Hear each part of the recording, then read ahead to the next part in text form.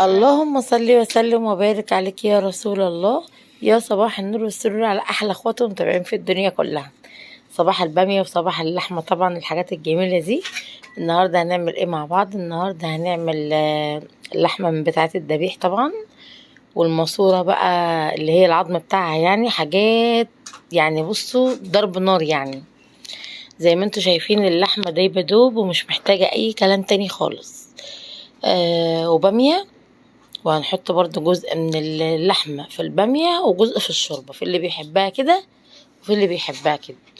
صراحة العظم ما حبيتش ارميه، لان احنا عندنا يعني في مصر مش بنرميه. المصراوية طبعا عارفين الكلام اللي انا بقوله ده، ما ينفعش ان احنا نرميه اصلا. ولو احنا بنشتري لحمة من عند الجزار بنقول له برضو على الماسورة دي يعني بالحجز، فلازم نجيبها. بتدي طعم جميل جدا جدا للشوربة. اقدر اقول لكم ان اللحمة نفسها ما بتعملش الشوربة، ان العظم بيعملها. زي ما انتوا شايفين بقى، حبة كده من القراميش بقى وحبة من العظم كده، بصوا حاجات كده مختلفة، حاجات بجد طعم تاني خالص. هي دي يعني دي اللي بتحسسك بالعيد ولا بلاش. بس يا حبايب قلبي، زي ما انتوا شايفين انا زي ما شلتلي طبعا يعني جزء اللحمة بتاعي، زي ما شلتلي جزء من العظم او من المواسير، لان ده لازم يعني عندنا. الماسورة دي اسمها العكشة، اللي يعرف هيقول لي ايوه، واللي ما يعرفش اسمها العكشة. لو انت رايحة تجيبي من عند الجزار لحمة تقول له عايزة حتة ماسورة من العكشة، انضف واحلى ماسورة في العجل كله. حاجة جميلة جدا جدا. دي عرفتها من جزار كان بيذبح لي، وحبيت اقول له ايه الفرق بين الماسورة دي والماسورة دي. التانية عاملة زي الزلطاية، مزفلطة شوية كده. عفوا من صوتي، لان عندي احتقان شديد، تقريبا داخله على دور برد، فمش قادره خالص والله. حتى وانا بتكلم الكلام طلع بوجع، فسامحوني بقى.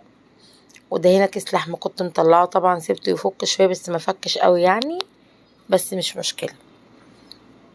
وكيس الباميه كنت مفرزاه، طلعت كيس واحد على قد يعني على قد الطبخه، لان تاني يوم كنت ان شاء الله رايحه عند امي، فقلت عشان الاكل ما يقعدش، اللحمه بس اللي قعدت شويه معانا.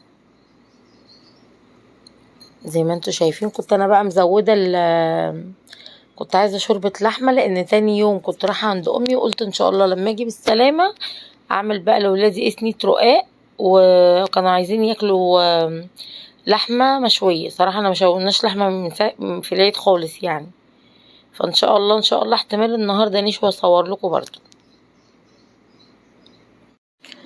بس يا حبايبي طبعا انتوا عارفين ايه يعني، في العيد ما كناش عايزين طبيخ بقى ولا عايزين حاجه زي كده. بس انا زهقت الصراحه، ما كنتش عارفه اعمل اكل ايه يعني. مهما برضو كان بنزهق من الطبيخ، بس برضو ملناش الا هو في النهايه. فانا بقى ضحكت عليهم، قلت لهم بصوا انتوا كان نفسكم في باميه، وقلت لي عليها قبل كده وما عملتهاش، فانا هعمل لكم الباميه اللي نفسكم فيها باللحمه. فقالوا لي طب ماشي، ربنا هداهم. وضحكت عليهم يعني في النهايه، عملت لهم بقى ايه، لحمه باميه باللحمه، وحطيت برضو لحمه بالشوربه لوحدها بس. والنهارده بقى ان شاء الله بامر الله هنعمل دي البصلايه طبعا اهي بتاعت الباميه. انا ما كانش عندي طماطم متسبكه، فسبكت ايه معاكم يعني.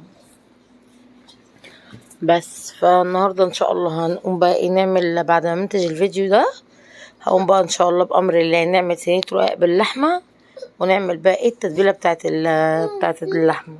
تعالى، كتر خيرك، وقعت التليفون. عايز ايه؟ عايز ايه؟ هو بيتخانق معايا صامت على فكره، مش عارفه في ايه. هو التاني وعايز يشرب عطشان، شاف الازازه جنبي عمال يعيط عليه. هنا طبعا التسبيكه اهي. انا كان عندي طماطم بالزياده، فقلت ايه اعمل يعني اعمل صلصتين للطبيخ، يعني ايه اطبخ بيها مرتين. عملت صلصه اطبخ بيها مرتين، بعد ما عملتها بقى قسمتها اتنين، شلت نصها والنص التاني اللي عملنا بالباميه مع بعض. عايزه بقى ان شاء الله بامر الله اجي ربنا كده يكرمنا وافضي مكان بقى ونعمل قشوه الصلصه كده مع بعض. صراحه بتنفع وبتنجز. اسم الله يا اخوي، اسم الله عليك يا امي، انت عايز تهزر كده. بس فاجي الباميه بقى رحت ايه نازله بيها. الصراحه كان طعمها جميل جدا جدا. بصوا عامله ازاي، يا نهار ابيض يا نهار ابيض، بصوا الجمال. قولي لي انتوا اللي هتحكموا مش انا. يعني لو انا بافور عشان اكلي ولا حاجه، لا انتوا اللي هتقولوا مش انا. بس يا سلام لما تجيبي كده بقى ايه، عيش، وتفتحي كده ايه سندوتش صغير بقى كده، وتحطي فيه حته لحمه بالصلصه دي، بجد هتروحي في مكان تاني خالص. عايز ايه؟ ميه تاني؟ لا. بصوا عامله ازاي، حاجه في منتهى الجمال. هنسيبها بقى تاخد مع بعض ايه، غلوه كده، كله يشرب من بعض وخلاص على كده. ننزل بالرز بقى كده، خلصنا كمان. اكله سريعه جدا جدا، ما اخدتش معايا حاجه. عايز ايه؟ انت بتهزر والنعمه، انت بتهزر.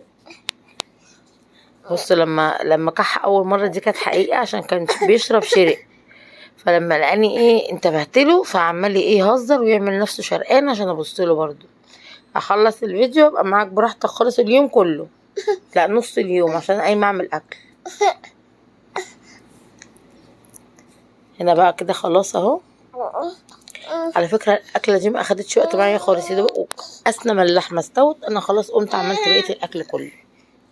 لان انا ايه يعني بحط اللحمه واستنى شويه، وقبل ما تخش على سوا كده اروح قايمه عامله الاكل على طول. بفضل الله على بال ما اخلص الاكل تكون اللحمه استوت، اغرف الاكل كله واطلع بقى. بصوا الماسوره عامله ازاي، تعالى شوف معايا الماسوره عامله ازاي. بص اتفرج معايا وانت عايز تتفرج.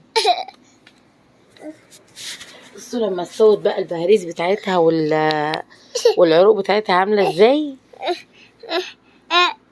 ايه بصوا حاجه جميله جدا ما شاء الله. مش عايز غير ليمونه واقول لكم اتفضلوا اقعدوا معانا. بصوا ما شاء الله عامل ازاي، مش محتاجه اي كلام بجد. اللي ما يعرفش الماسوره دي يجيبها، لان دي بتبقى طعمها مختلف جدا جدا بجد. يعني هي بتبقى داخله على الكوارع شويه، بس بتبقى طعمها حلو قوي قوي قوي. دي بقى بصوا الحاجات الملبسات بقى، اللي هي مثلا حته دوش، حته لحمه مثلا بالعرق بتاعها، الحاجات دي يعني. انا كل ده طبعا حرام ان هو يترمي طبعا، غير ما قسمته بقى على امي وعلى اخواتي طبعا. كل واحد بقى اخد اللي نفسه فيها، عشان احنا ما بنعرفش نعمل شوربه او لحمه غير بالحاجات دي. بصوا الجمال، الحاجات دايبه دوب. وما شاء الله الله اكبر، اللحمه ما اخدتش سوا خالص، اللحمه صغيره، فما شاء الله هم غلوتين اتنين وتلاقيها اتهرت منك زي ما انتي شايفه. الفيديو اللي فات لو اخدتوا بالكم منه، انا شوحتها ما شاء الله، ما كملتش حاجه في التشويح، لقيتها بدات تلزق مني في الحله. فكده خلاص ان هي استوت، وبتقولك كفايه عليكي كده كليني بقى.